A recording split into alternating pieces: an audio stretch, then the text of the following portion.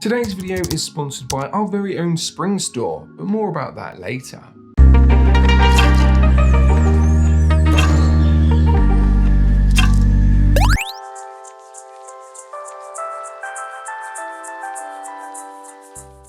Hi everybody and welcome to the Saturday Surface Interval in association with Mpora.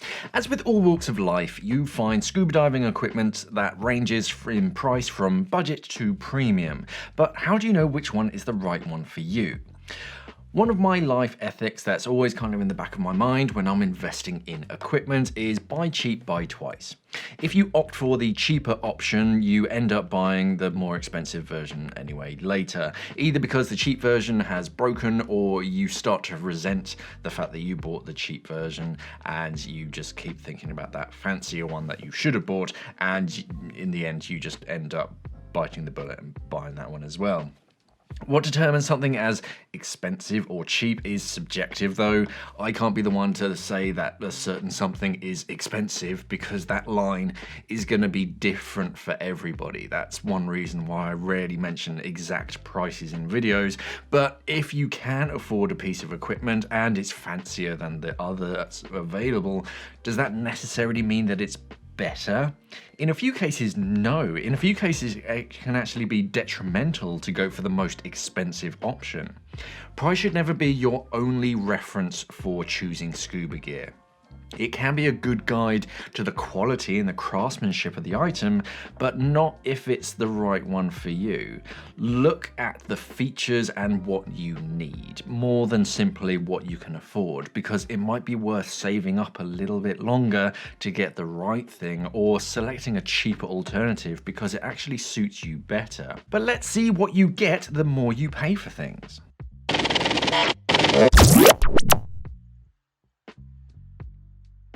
Masks. Masks are worth investing in. Your dive mask could last you for years and years if you look after it. Cheap masks will do the job. They're not going to dissolve in the water as soon as they hit the water or anything, but they will be made from cheaper materials and have just a poorer end finish and fairly basic features to them.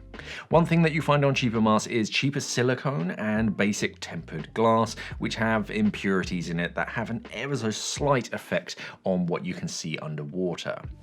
Cheaper silicone mixes will be slightly stiffer, so they're less likely to seal perfectly, and along the seal edges you'll find those kind of remnants of sort of the silicone from the molds where it wasn't cut off sort of afterwards. So the overall finish of the mask isn't great.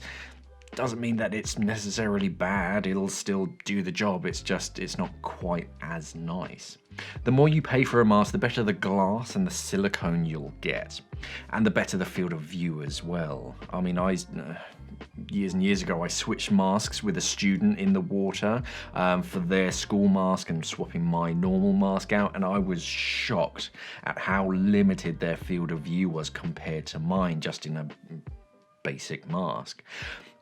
Now, I've tried a huge range of masks in my career, from the most budget school mask to the most expensive mask out there, and I dive a reasonably expensive mask. Nothing ridiculously expensive, but at the higher end, because the silicone skirt itself, the thing that's touching your face, is that much softer, and that mask has a great field of view. Masks are one of the things that I'm happy to invest a bit more on, because they are going to follow you around for your diving for a long time, and they're going to work everywhere as well. And it's not like you have lightweight travel masks, so just kind of set a budget, see what's out there, and yeah, it is worth saving up a little bit more for a fancier dive mask, just because it's just that much more comfortable.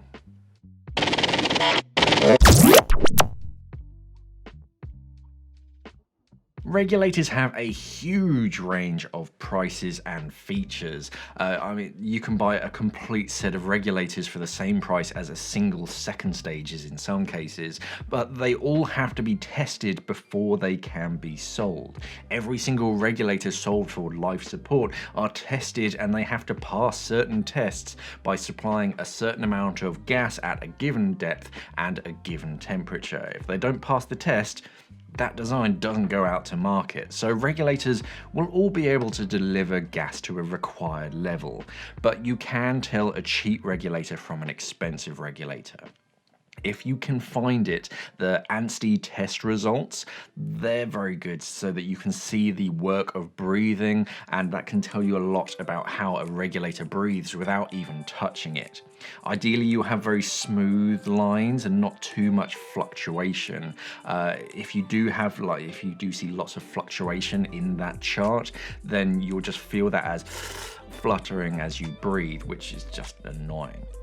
With regulators, the more you pay, the better quality of breathe you're gonna get. You can feel cheaper regulators are a bit raspy when you breathe, but an expensive regulator is a bit smoother. But you're also gonna get better features that make your diving a bit nicer, like swivels and breathing adjustments. But you can also get better materials and internal performance, which goes back to that smooth breathing. Most regulators are made from the same marine grade brass that just has a chrome plating just to protect it. Some regulators though will have something like a PVD coating, which is tougher than chrome, so your regulators look newer for longer, and they're also matte black as well, which is just cool. Others are made from more exotic materials like titanium, which are lighter but much more expensive, but not so good in cold water neither. So for regulators, go for the best that you can afford that suits your needs. Personally, I don't use the most expensive regulator available. I don't even use the top of the range or the second of that manufacturer's regulator range. I use the regulators that have the performance and the features that I need. It's not a matter of just going for the top and just, yeah, that will do. Being safe and secure online is more important than ever, with more and more companies wanting to get a hold of your information and sell it to the highest bidder. This is where ExpressVPN comes to the rescue. They have over 3,000 servers in 160 locations spanning over 94 countries, and this list is growing day by day to help protect your online identity. Their VPN works on Mac, Windows, ISO, Android, and even routers. ExpressVPN even works with Netflix to help stream your media content. So say you're a massive Office fan and you live in the US, you can't access that show on Netflix. Well, using ExpressVPN, you can connect to Netflix in the UK, which has The Office, as of recording, so you can binge watch that for the millionth time. For our viewers as well, you can get an extra 3 months free when signing up to a 12-month package by clicking the link pinned in the comments. So if you want to stay safe on the internet and watch your favorite streaming shows, then you should really consider ExpressVPN. Okay, back to the video.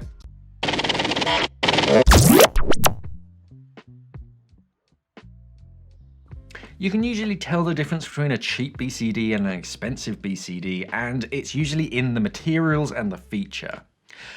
Cheap BCDs will have a cam band to attach onto your cylinder and an inflator just like any other BCD, but not too much else as far as creature comforts. The materials and the finish of the BCD will be okay, but not great. The more you pay for a BCD, the more ergonomic it's going to be, and the tougher the materials are going to be in a lot of cases. When you pay more for a BCD, you're paying for lots of seen and unseen features like softer, quick drying padding on the shoulder straps and the back plate, more ergonomic designs that fit you better and can be adjusted as well, and they can make your diving just easier with more convenient clasps and fittings. BCDs often have a theme, so you'll have a skimpy, lightweight travel BCD, good sort of all-rounders that are a little bit heavier than travel BCDs, but they're tougher too, so that you can dive them at home and travel with them as well. And then you just have heavy BCDs that are made to be as tough as possible, but of course, making it tougher makes it heavier, so you can't quite travel. You can travel with it, it's just it adds extra weight to your baggage allowance. Travel BCDs tend to be cheaper because they're using thinner materials, but they do wear out a bit faster, and of course they're more susceptible to punctures because thinner materials. For BCDs, again, go for features and requirements, but the more you pay, the easier things are gonna be and the more comfortable it's gonna be. So if you only ever dive in really warm waters in a thin rash vest, go for a more expensive BCD so it's more comfortable, because it's going to be basically touching your skin. You don't want to, or you don't have that neoprene wetsuit to act as padding, so you want a comfortable BCD if you can afford it.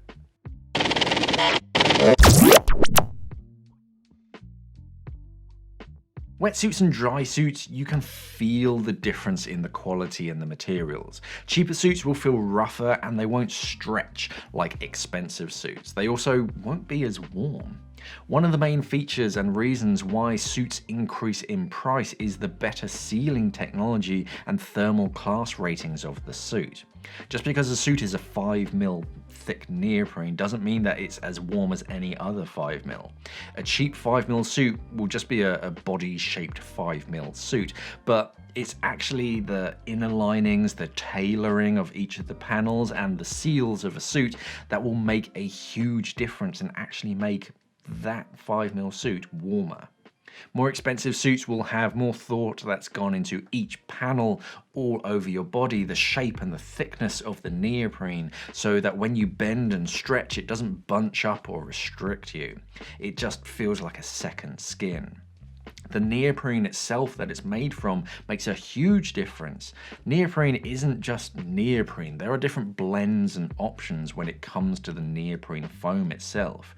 Right now we're seeing a new generation of eco-friendly neoprenes and neoprene alternatives. Even the lining of the neoprene is being made from recycled materials, which of course come at a higher price because of the extra work and extra effort that goes into collecting and processing those materials. But for wetsuits, I wouldn't try to skimp if I can afford something nicer. It is worth investing a bit more for a suit that will keep you warmer and last longer and potentially help clean the environment.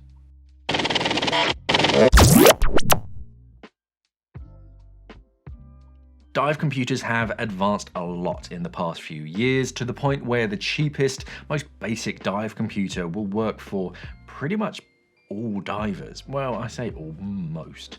I can quite happily say that pretty much any new dive computer that's being released now will have both air and nitrox algorithms just straight out of the gate. They will monitor how deep you are, how long you can stay there, and when it's safe to ascend, and they'll tell you off for doing something wrong. As you pay more money, you get more features and ease of use, which is more important for me. Sure, a cheap dive computer will give you all of the information that you need, but with one single button. With that one button, it's going to be tough to cycle through the whole menu to find the right thing that you're looking for. If you have multiple buttons and a useful user interface, it's going to be much easier. And cheaper computers tend to have basic segment displays, so if you can't work out broken 3-letter acronyms without reading the manual, it is worth investing in a fancier screen. More expensive dive computers have features like digital compasses and more advanced gas mixes and algorithms written into them, but more importantly, they'll have better screens and better user interfaces. Now we live in an age where dive computers can have bright color-coded screens and wireless rechargeable batteries that make your life so much easier. If something goes wrong, it changes color from green to yellow to red, so it really draws your attention, and the screens themselves, they can display all sorts of information just like your mobile phone, whereas older dive computers or with more basic segment displays, they're limited to what they can show on their screen. Along with intuitive menus inside of more expensive dive computers, the menus in some cases will actually change to depending on where you are along the dive, because it's almost preempting what you want to look for. Button layouts as well, so you can navigate and actually use your computer as well. So yeah, for dive computers, it is actually worth investing a bit more so that you get something that's easier to use and understand. But don't feel like you need to go for the most expensive one on the shelf, because for a lot of divers, they're all going to get you back to the surface safely. The fancier ones are just easy to use, and you don't want to end up paying for features that you're never going to use. So in a lot of cases, you don't necessarily need to go for the very, very most expensive whatever it is. Just look at the specs and the features that you want and need for your diving. Try and shortlist what you found and then consider the price and which is best for you. It's not as simple as clicking the sort button and selecting price high to low. That doesn't rank things from best to worst in a lot of cases. But what do you think? Do you select just the cheapest option you can find because, hey, it'll do the job? Or do you spend a little bit more time selecting the right one for you? Or are you just rolling in money and you just go for the most expensive one available? If you are, let me know. I don't know, maybe we can be friends. But anyway, let's chat down in the comments below. Thank you for watching and of course, safe diving.